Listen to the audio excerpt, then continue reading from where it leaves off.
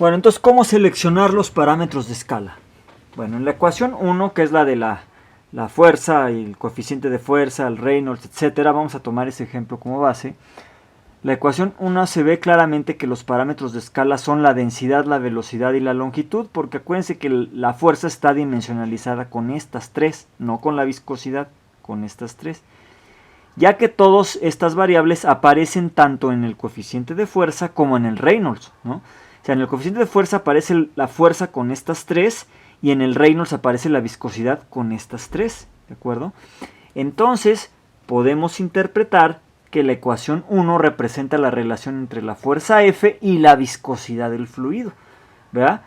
Entonces, no podemos ver la fuerza en función de velocidad, longitud o densidad, porque entonces aparecen tanto en el coeficiente de fuerza como en el Reynolds, pero sí las que no aparecen en los dos parámetros es la fuerza y la viscosidad, ¿no? La fuerza aparece en el primer parámetro y la viscosidad en el segundo.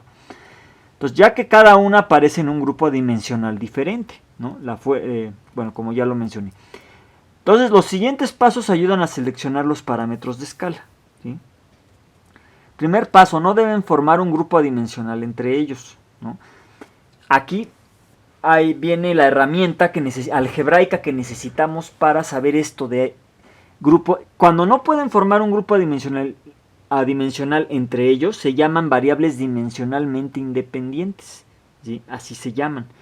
¿Cómo sé que densidad, velocidad y longitud son dimensionalmente independientes? Bueno, escribo la densidad a un exponente, la velocidad a un exponente y la longitud a un exponente. Y después pongo las dimensiones de cada uno. Si voy a utilizar el sistema internacional, entonces las unidades de la densidad, de las dimensiones de la densidad es m por L a la menos 3. Y todo a la A. Luego la velocidad, sus dimensiones es L por T a la menos 1 y todo a la B. Y L, que es la longitud característica, bueno, pues obviamente tiene dimensiones de longitud y todo a la C. Bueno, esto debe de ser igual a m a la 0, L a la 0, T a la 0, porque acuérdense, m a la 0 es 1, L a la 0 es 1 y T a la 0 es 1, es decir, las dimensiones es 1, es decir, tengo que encontrar estos exponentes tal que la multiplicación de estas tres cosas sea adimensional, es decir, me dé 1, ¿sí? Entonces, fíjense, si yo lo hago, aquí voy primero con la masa, fíjense, aquí no hay masa, aquí tampoco, entonces m a la a debe de ser igual a m a la 0. Esto a fuerzas me da que a vale 0. Luego me voy con la longitud. Aquí me queda menos 3a más b más c debe de ser igual a 0. ¿Sí? Y después me voy con el tiempo. El tiempo nada más aparece aquí. Entonces menos b debe de ser igual a 0. O sea, este t a la menos 1 a la b debe de ser igual a t a la 0. Entonces esto quiere decir que menos b es igual a 0.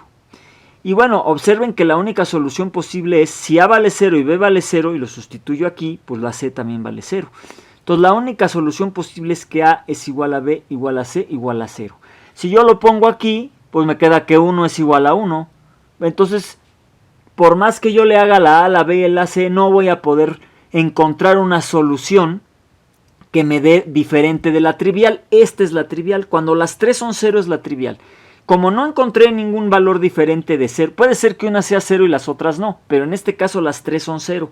Entonces no es posible, multiplicando estas 3, ¿no?, elevadas a una potencia, no es posible encontrar un grupo adimensional que sea diferente de 1. Aquí, si hago esto y las 3 valen 0, pues me da 1, ¿no? Pero lo que yo quiero es encontrar un parámetro adimensional, ¿no?, donde a, b y c sean diferentes de 1, al menos una de las dos, o una de las 3, ¿de acuerdo?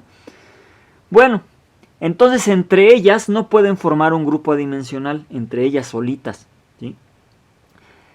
Pero sí lo pueden formar si yo a este producto de potencias le agrego una de las otras dos variables que me faltan, es decir, la fuerza o la viscosidad. Estamos tomando el ejemplo del primer ejemplo que vimos, de la fuerza de un cuerpo sobre un cuerpo que está inmerso en un flujo, ¿no?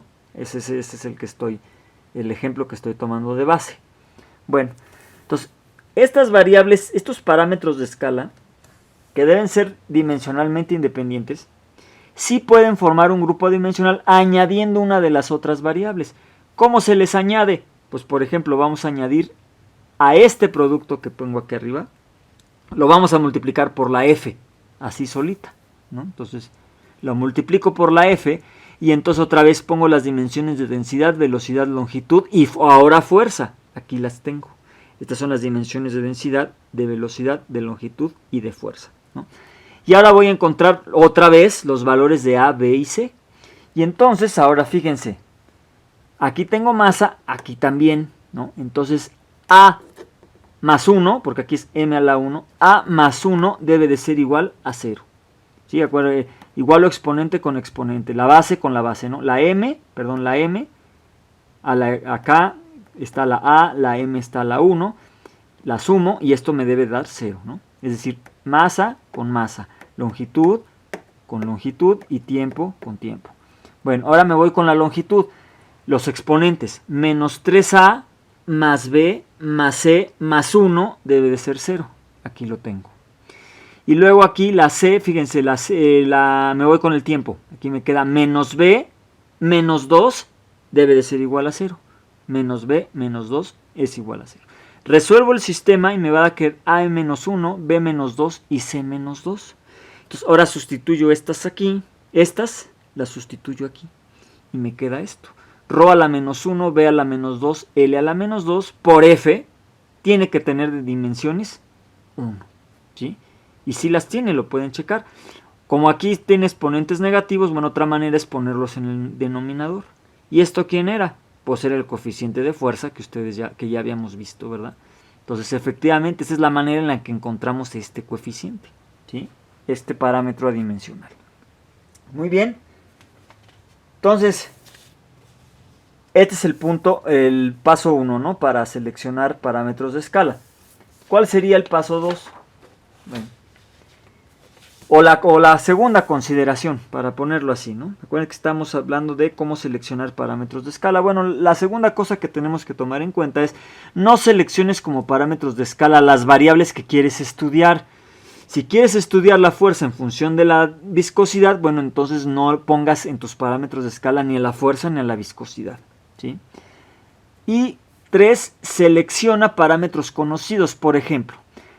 Selecciona la densidad, no la tensión superficial, pues es un parámetro muy complicado, ¿no? Selecciona la longitud de un cuerpo, no la rugosidad del cuerpo, imagínense, ¿no? Más complicado. O la velocidad de la corriente libre. La corriente libre es la corriente que llega a un cuerpo, ¿no? Antes de estudiarla, ¿no? O sea, voy a estudiar el flujo en un cuerpo. Ah, bueno, pues antes de que el flujo, el agua llegue, o el líquido, el fluido llegue al cuerpo, bueno, a eso se le llama corriente libre, ¿no?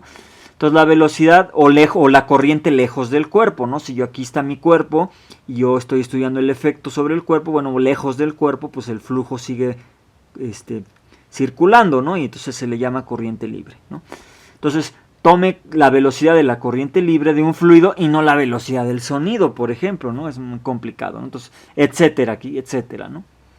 Bueno, entonces, pues ya vimos que el análisis dimensional me arroja parámetros adimensionales, que necesito seleccionar parámetros de escala, o las variables, más bien a esas variables que les llamo parámetros de escala, para poder construir mis grupos adimensionales, así les voy a llamar, por ejemplo al Reynolds, al coeficiente de fuerza, son grupos adimensionales, y lo que hace es adimensionalizar ecuaciones, ¿ok? También reduce, ¿verdad? En este caso, en este ejemplo que estamos viendo, que vamos a seguir tomando de referencia, pues la fuerza, la densidad, la longitud, la velocidad, la viscosidad son 5 variables físicas. Y al final lo reduje en 2 grupos adimensionales, que es el coeficiente de fuerza y el Reynolds. ¿Cómo se hace esa reducción? Bueno, ¿cómo encontrar primero cuál es la reducción? Es decir, acuérdense que teníamos 5 variables y me quedaron 2, la reducción fue 3. ¿Cómo cómo encontrar esa reducción y cómo encontrar los parámetros adimensionales? Bueno, eso me lo dice un teorema que se llama teorema Pi de Buckingham, ¿sí? Este es un teorema muy importante, ¿sí? En licenciatura en mecánica de fluidos, de lo que es la base, este es uno de los teoremas más importantes, ¿sí? Entonces, de lo que es la base de los fluidos, pues de la mecánica de fluidos. Entonces, primero, Esto lo propuso Buckingham, ¿no? Y la variable pi mayúscula se utiliza para representar el producto de varios números o variables. Acuérdense que si yo quiero hacer una sucesión de sumas, pues es sigma mayúscula, ¿verdad? Que quiere decir sumatoria. Es una sigma griega, ¿no? Que es como una E, pero picudita, ¿no? Bueno, pues si en lugar de sumas quiero productos, una sucesión de productos, pues yo le llamo pi. Así se acostumbra matemáticamente a poner pi. Por eso la variable pi, como son productos de potencias, vamos a ver ahorita que son productos de potencias de las diferentes variables que tenemos. Entonces vamos a ponerle pi. Y la variable pi se utiliza para representar el producto de varios números o variables, ¿no? Como ya dijimos.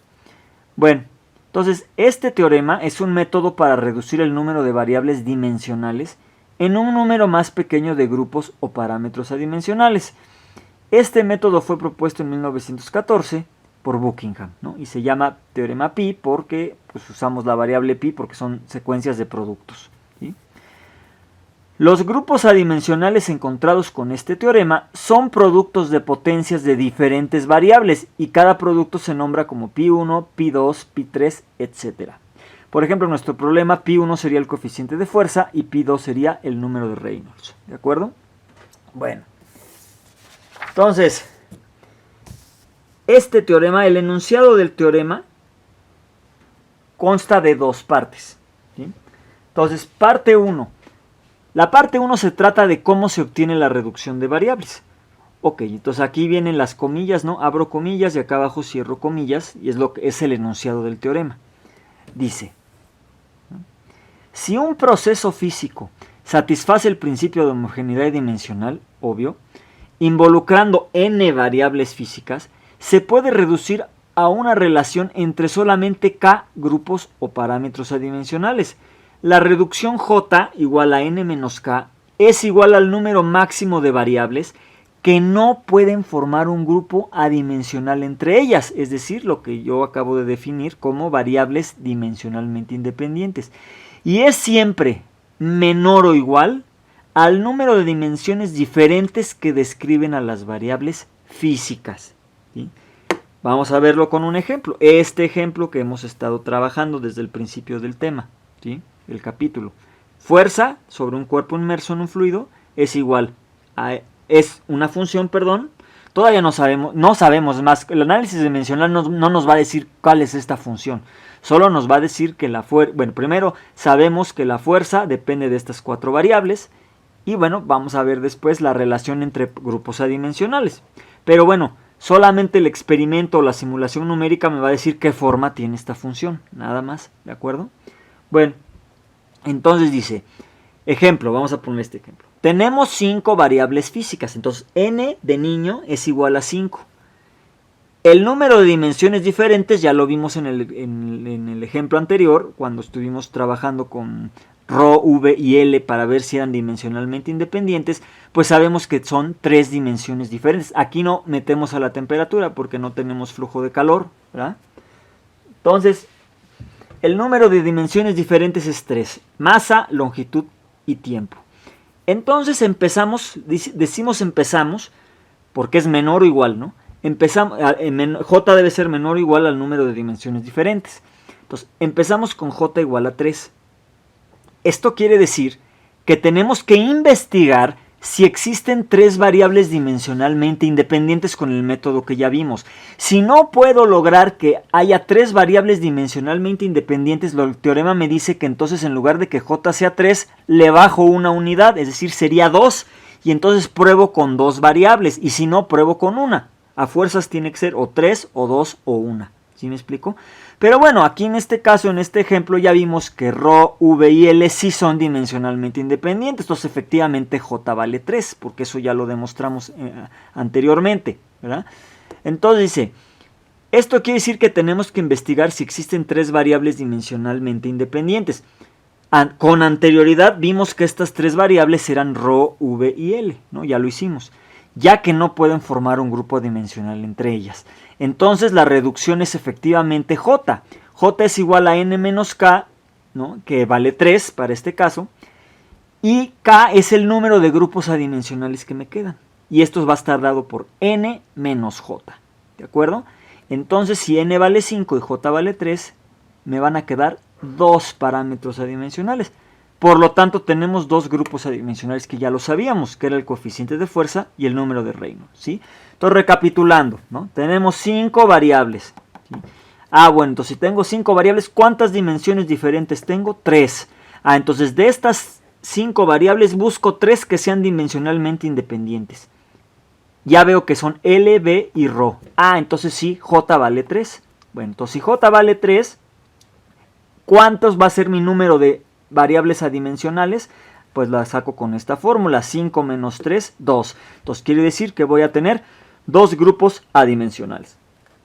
Y esta es la primera parte del teorema. Todavía no me dice cómo generar esos grupos adimensionales, pero sí me dice cómo va a ser la reducción. Es decir, de mis 5 variables originales para este ejemplo, voy a tener 2 variables o grupos adimensionales.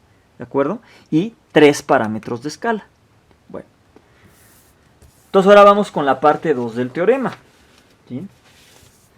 La parte 2 del teorema, ¿qué me va a decir? Pues lo que me falta saber, ¿no? Lo que les acabo de comentar. Es decir, la parte 2 me habla de cómo obtener los K grupos adimensionales pi i, ¿no? Donde pi 1, pi 2, por ejemplo, la i va de 1 hasta k, ¿no? Pi 1, pi 2, pi 3 hasta pi k, ¿no? Y obviamente se obtienen uno por uno, ¿sí? Bueno, entonces vamos a ver lo que dice aquí el teorema, cómo se obtienen. Una vez encontradas las j variables dimensionales, ¿sí? Dimensionales, por ejemplo, la densidad, la velocidad y la longitud para el ejemplo que estamos tratando. Entonces, una vez encontradas las j variables dimensionales que no pueden formar un grupo adimensional entre ellas, encuentre cada grupo adimensional pi i, o sea, pi 1, pi 2, pi 3 hasta pi k, como el producto de estas j variables con otra de las variables restantes, asignándole un exponente diferente de 0 según sea conveniente. Cada grupo pi encontrado de esta manera serán independientes entre ellos, o sea, el pi 1 no va a depender de pi 2 ni de pi 3, ¿no? Bueno, o sea, no son múltiplos, pues, o que pi 1 sea, ahí dentro de pi 1 esté pi 2, pues no se puede, ¿no? Ya después, experimentalmente, vamos a ver la relación entre pi 1, pi 2, eso sí, ¿no? Bueno, entonces, para el ejemplo que tenemos, ¿no? Que ya lo vimos de alguna manera, ya sabemos que ρ, b y l son dimensionalmente independientes. Entonces, para generar el primer parámetro adimensional, que le voy a llamar pi 1, multiplico por f y le dejo un exponente que a mí me convenga. En este caso le pongo f a la 1. Y bueno, ya no lo hice porque ya lo hicimos anteriormente, no sé en qué página, pero hace 1 o 2 páginas lo hicimos. Y entonces ya vimos que efectivamente esto es 1.